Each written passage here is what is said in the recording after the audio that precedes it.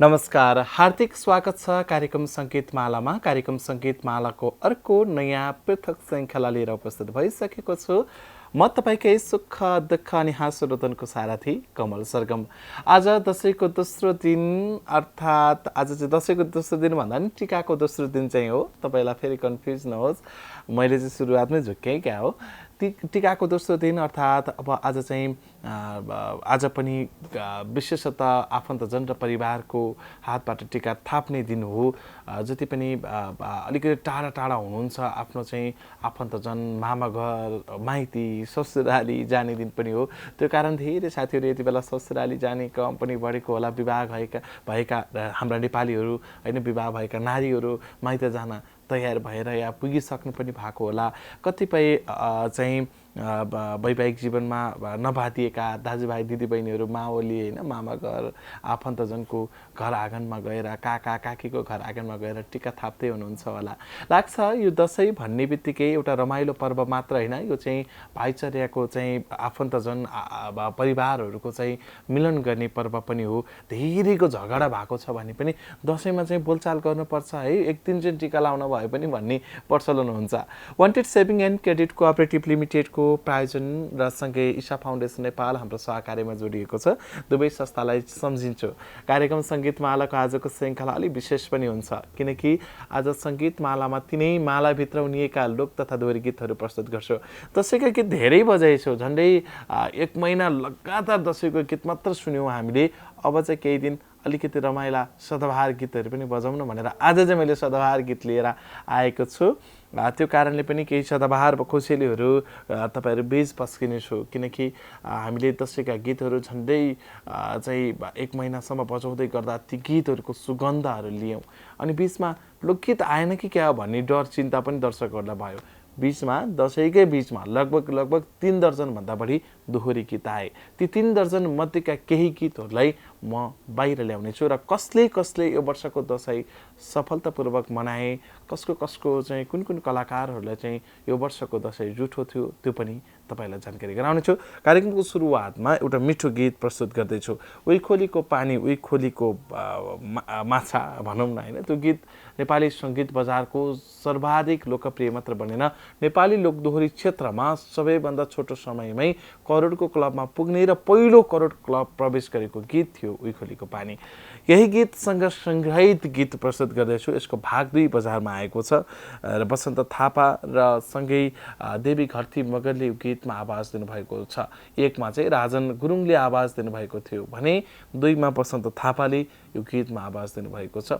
बसन्त थापाको सिर्जना थियो एकमा पनि, यसमा पनि बसन्त थापाको सङ्गीत रहेको छ भने शब्द उनी सर्जक तपाईँले मन पराउनु भएको कलाकार केशव पौडेलको रहेको छ। र भर्खरै मात्र साङ्गीतिक बजारमा आएको केही हप्ता मात्र भयो गीत, तर नेपाली सङ्गीत बजारले असाध्यै रुचाएको गीत उही खोलीको पानी भाग 2मा प्रस्तुत गर्नेछु। त्यसपछि आउनेछु कार्यक्रम सङ्गीतमालाकै साथमा रहनुहोला। कार्यक्रम सङ्गीतमालाको यो बसाइमा कार्यक्रमको प्रथम साङ्गीतिक कोसेली उही खोलीको पानी भाग 2 सँग सङ्ग्रहित गीत प्रस्तुत गरेँ। अब आज चाहिँ मैले अघि नै भनिसकेँ, कसले दसैँ मान्नुभयो, कुन कलाकारको निधार खाली भयो या सामाजिक सञ्जालमा फोटो आएन भन्ने जानकारी पनि तपाईँलाई गराउनु पर्यो नि त होइन। र अब गत वर्षहरू चाहिँ यो वर्ष पनि कसको दसैँ चाहिँ रङ्गिनमय भयो या कसको दसैँले अलिकति चहल पहलमय बनायो भन्ने विषय अलि बढी नै रहन्छ जस्तो लाग्यो। त्यो कारणले पनि जानकारी गराउँछु। नेपाली लोकदोहोरी क्षेत्रमा सर्वाधिक रुचाएका लोकप्रिय लोक तथा दोहोरी गायक पशुपति शर्माले पनि आफ्नो दसैँ परिवारसँगै मनाएका छन्। उनले आफ्नो दसैँलाई परिवारसँग साटेका छन् भने परिवारसँग साटेको यो दसैँ विशेष पनि बनाएका छन्। यता लोकप्रिय लोक तथा दोहोरी गायिका पूर्णकला विशीले आफ्नो दसैँ चाहिँ आफ्नो आमा र परिवारसँग राजधानीमै मनाएकी छिन्। पूर्णकला विशीको आमा केही समयदेखि अस्वस्थ भएकै कारण राजधानीमै बसिराखेकी थिइन् र सोही कारण उनकी आमा र उनको परिवारसँगै यो वर्षको दसैँ राजधानीमै रह्यो र उनको दसैँमा परिवारको इष्टमित्रको आशीर्वाद पनि रहेको छ। गत वर्षहरूमा गाउँ जाने कलाकारहरू यो वर्ष अलिकति कमै गाउँ फर्किए पनि गाउँ जाने कलाकारहरूको लर्को पनि रहेको छ।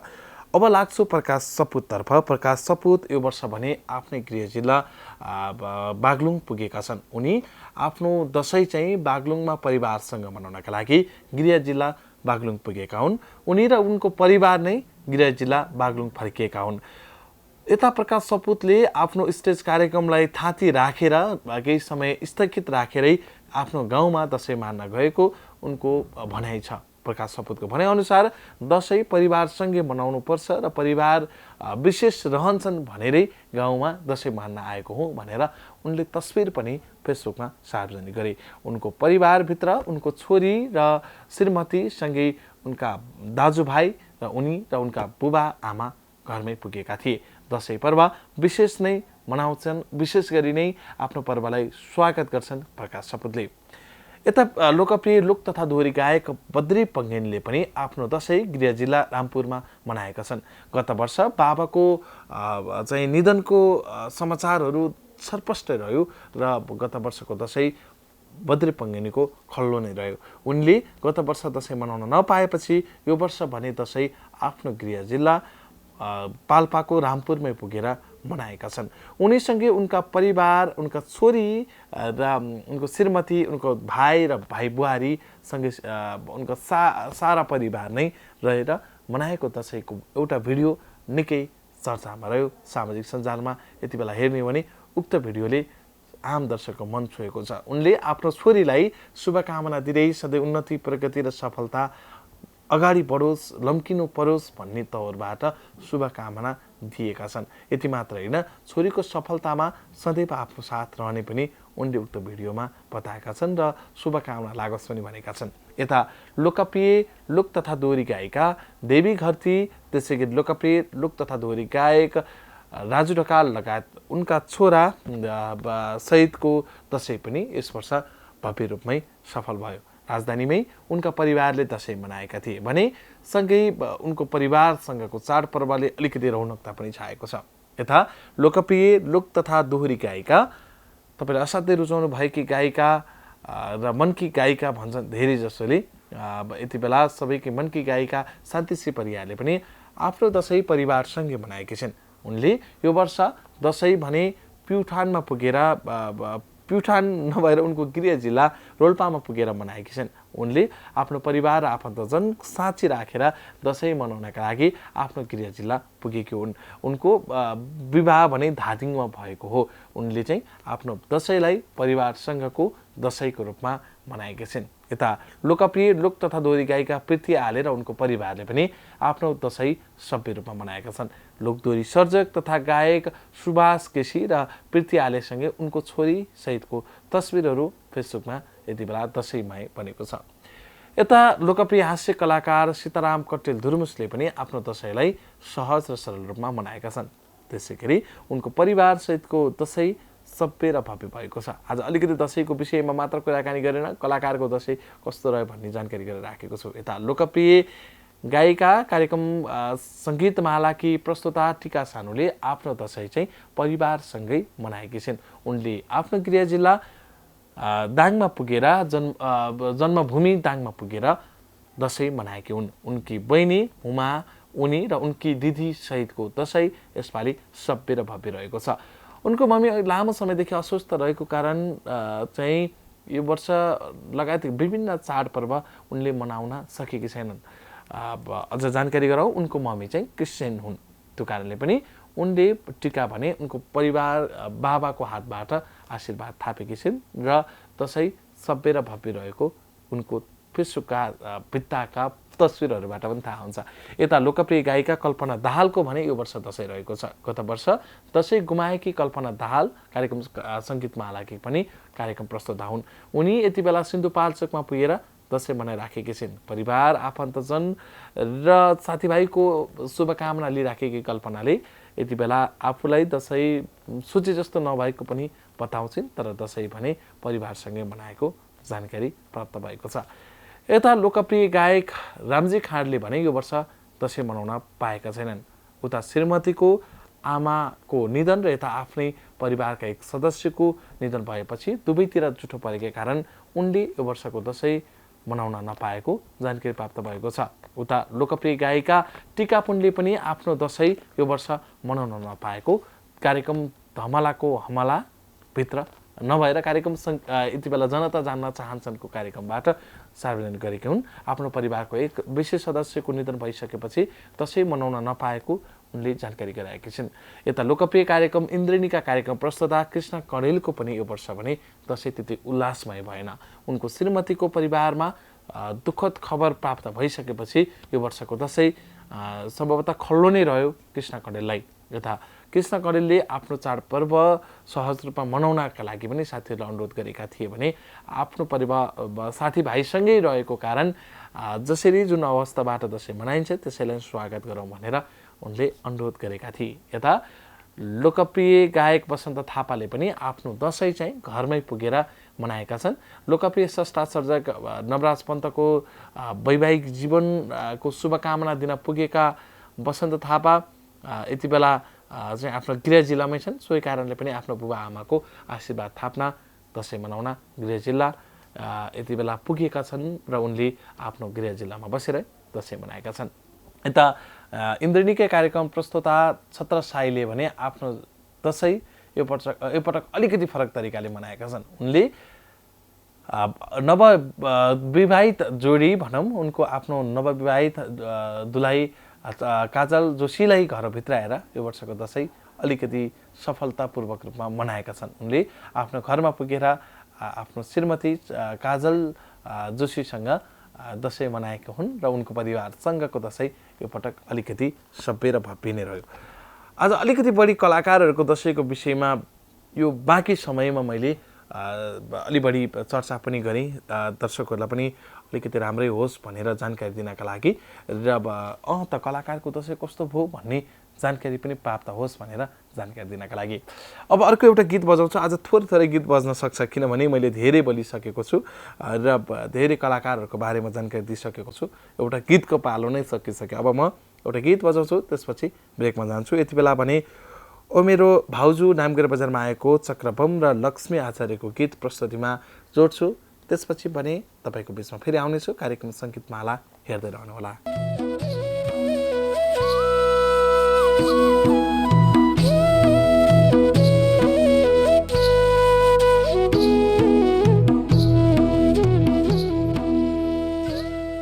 यो मिठो गीत र गीत पश्चातको छोटो विश्रामसँगै पुनः स्वागत छ। कार्यक्रम सङ्गीतमाला हेर्दै हुनुहुन्छ। हामीले कलाकारको दशैं कस्तो रह्यो भन्ने जानकारी तपाईँलाई गराएँ। अलिकति थोरै कलाकारहरूको बाँकी छ जानकारी दिन, त्यो कारणले पनि मैले केही कलाकारहरू रोकेको छु र बाँकी दोहोरी कलाकारहरूको बारेमा जानकारी दिन्छु। लोकप्रिय लोक तथा दोहोरी गायक कुमन अधिकारीले पनि आफ्नो दशैं यति बेला स्याङ्जामा पुगेर मनाएका छन्। लोकप्रिय लोक तथा दोहोरी गायक कुमन अधिकारीले आफ्नो दशैंलाई विशेष पर्वको रूपमा आफ्नो गृह जिल्ला स्याङ्जामा पुगेर मनाएको जानकारी दिएका छन् र गत वर्षहरूमा दशैं राम्रोसँग मनाउन नपाए पनि यो वर्ष चाहिँ कोरोनाको कहर अलिकति कम भएको कारण आफ्नो गृह जिल्लामै आइपुगेर दशैं मनाएको पनि जानकारी दिएका छन्। उनको घरमा एउटा नयाँ सदस्य पनि थपिएका थिए। एक छोरा थिए तर दुई छोरा भएका छन् यो बेला र त्यसो कारण पनि उनका लागि यो वर्षको दशैं अलिकति विशेष नै रह्यो। यता लोकप्रिय लोक तथा दोहोरी मोडल दुर्गेश थापाले पनि आफ्नो दशैं चाहिँ आफ्नै घरमा मनाएका छन्। यसपालि आफ्नो दशैं नयाँ घरमा मनाएका छन्। काठमाडौँमा घर किनेका दुर्गेश थापाले दशैंलाई अझ विशेष बनाएका छन्। चिटिक्कको घर, त्यहाँभित्र नयाँ सदस्य थपेका दुर्गेशको लागि यो वर्षको दशैं अझ विशेष रह्यो। नायिका एलिजा गौतमले यो वर्षको दशैं विशेष रूपमा मनाएकी छिन्।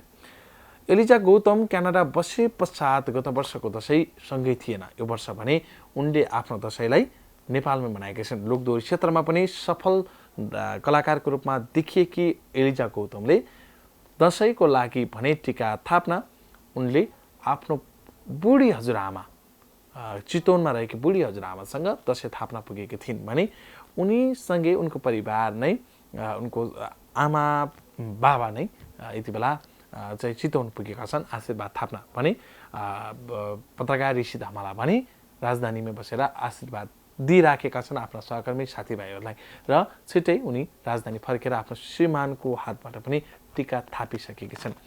र अब अन्य कलाकारहरूको बारेमा पनि धेरै जानकारी दिनु छ, तर त्योभन्दा अगाडि एउटा अत्यन्तै मिठो गीत प्रस्तुतिमा जोड्दैछु। यो पनि मिठो छ। कचरी नाम गएर बजारमा आएको दीपक खत्री र सुनिता बुढा छेत्रीले आवाज दिनुभएको गीत प्रस्तुतिमा जोड्छु। त्यसपछि भने अर्को मिठो सुमधुर साङ्गीतिक भाका छोड्न आउँछु नै। यो मिठो गीतसँगै पुनः स्वागत छ कार्यक्रम सङ्गीत माला।